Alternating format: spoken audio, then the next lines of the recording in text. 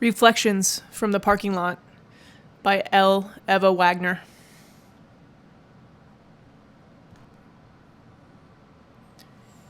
I was 18. This is a parking lot I parked in. This parking space was mine. It was not assigned to me, but it was clear. The students park here. My name filled a box at the bottom of the org chart. Student maintenance mechanic. The parking lot and the org chart were the same. The bottom of the org chart, the back of the parking lot. The top of the org chart, the front row of the parking lot. My parking spot, my box on the org chart. My work was my property to defend. My weapon was silence. Dear Kim, sitting here in this parking lot, I started thinking way back to the beginning of this adventure. It started with you.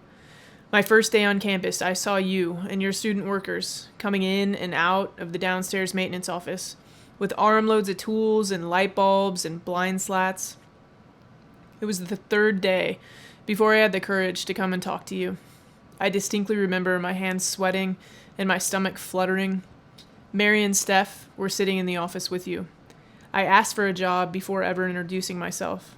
It was on that day that my 15-year stretch as a university employee began. You were the only female mechanic in the whole organization, and at the time, Mary, Steph, and I were the only female students. All of us queer, and you a Bible-thumping Christian. We made quite the team. You were a skilled mechanic, and I truly appreciate the general maintenance skills that you taught me. How to change a ballast, how to fix a leaky sink, how to adjust shower mixing valves, how to unclog drains, all have proved to be valuable skills to have in life, so thank you.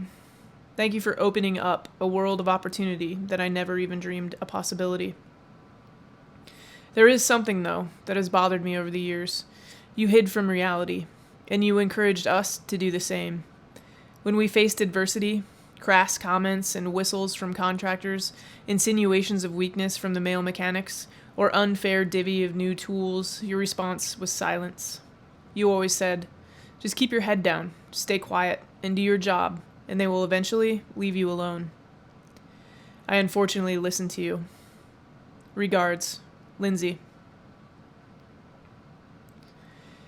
Dear Professor Motter, I'm not certain which class this occurred in because I unfortunately had you for many after, but this was one of my first in the program.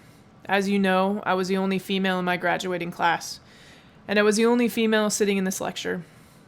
It was regarding time management. You said, some guys use day planners, some guys use Palm Pilots, and some guys use their wives. I remember what it felt like when the room erupted in laughter. I felt my face flush, and I wanted to slide down the front of my chair and hide. I said nothing, and the moment passed, but I haven't forgotten. Please think of this in the future, because one day there will be a woman that has a voice sitting in my seat. Regards, Lindsay. I was 20. This is a parking lot I parked in. This parking space was mine. It was not assigned to me, but it was clear. Mechanics parked here. My name filled a box above the student workers on the org chart. Preventative maintenance mechanic. The parking lot and the org chart were the same. The bottom of the org chart, the back of the parking lot. The top of the org chart, the front row of the parking lot. My parking spot. My box on the org chart. My work was my property to defend. My weapon was silence. Dear Ray, I'm going to get straight to the point. You are not funny. You are an asshole. Yes, I know the side-cutting pliers in your tool bag are called dikes. And yes, I like women, but I do not identify as a dyke. So you should know that I use those dikes from your tool bag to snip off your obviously small manhood many times in my mind. Regards, Lindsay. Dear Matt, the first time we worked together, you asked, did your shirt come with those bumps? I had to work with you that night, and I was scared of what might happen.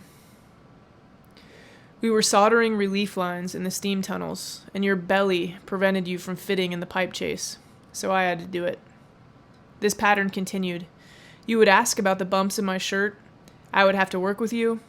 I would do the work, and you would stand around. I never said anything to you. I did your work, and I got away from you as fast as I could. If you were to ask me again, I would proudly tell you that they are boobs, not bumps, and unlike your belly, they do not prevent me from getting work done.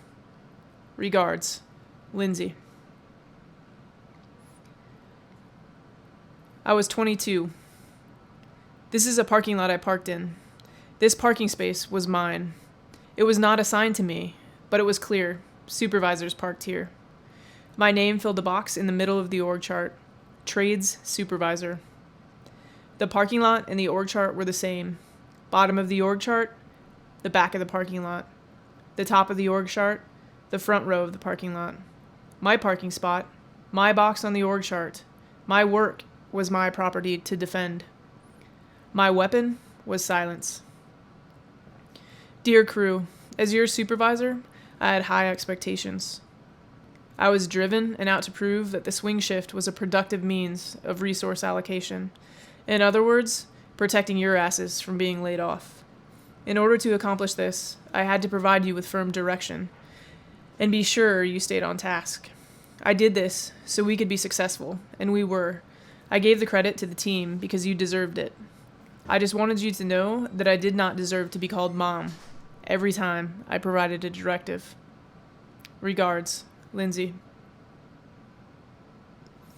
I was 24. This is a parking lot I parked in. This parking space was mine.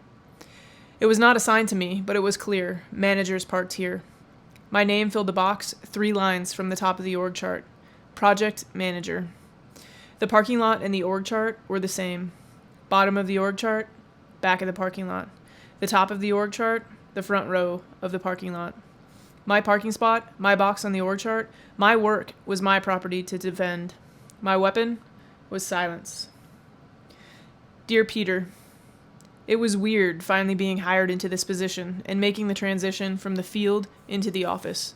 I remember my disappointment after getting the news that I was not hired the first time around. I came to your office to ask for some pointers so I could better prepare for the next opportunity. I was nervous. I had been on the job site all day and I was dirty. I felt bad standing in front of you all buttoned up, tie-tied perfectly. I stood in your doorway. You didn't invite me in, so I asked my question from there. Your response was, "Grow some hair and I will hire you." I must have missed that requirement in the job description. Thank you for pointing it out. Regards, Lindsay. I was 27. This is a parking lot I parked in. This parking space was mine. It was not assigned to me, but it was clear. Directors parked here. My name filled a box, second from the top on the org chart. Director of Operations. The parking lot and the org chart were the same. The bottom of the org chart, the back of the parking lot. The top of the org chart, the front row of the parking lot. My parking spot. My box on the org chart. My work was my property to defend. My weapon was silence. Dear Brian, you were the 8th person to hold the vice president position since I started at the university. It was obvious that you had no idea what to think of me from the beginning. I made you uncomfortable. When we talk, you would constantly wring your hands. I always wanted to comment about how small and feminine they looked, but I kept it to myself. I just want you to know that I also kept my frustration to myself. You said I did not get a raise to accompany my job reclassification like Robert because he had a wife and children to support, and I was single. You suggested I find a husband and have children, not work so hard. If life had takebacks, I would want this moment back. I wouldn't keep the frustration to myself. My unexpressed frustration manifested into sickness. You know that saying, "You make me sick"? Well, it isn't a saying in this case. You fucking made me sick. Regards, Lindsay. I am 33. This is a parking lot I parked in for 15 years. I considered many of the spaces to be mine. My name was in many boxes on the org chart. The parking lot and the org chart were the same. Bottom of the org chart, the back of the parking lot. The top of the org chart, the front row of the parking lot. My parking spot, my box on the org chart. My work was my property to defend. My weapon was silence.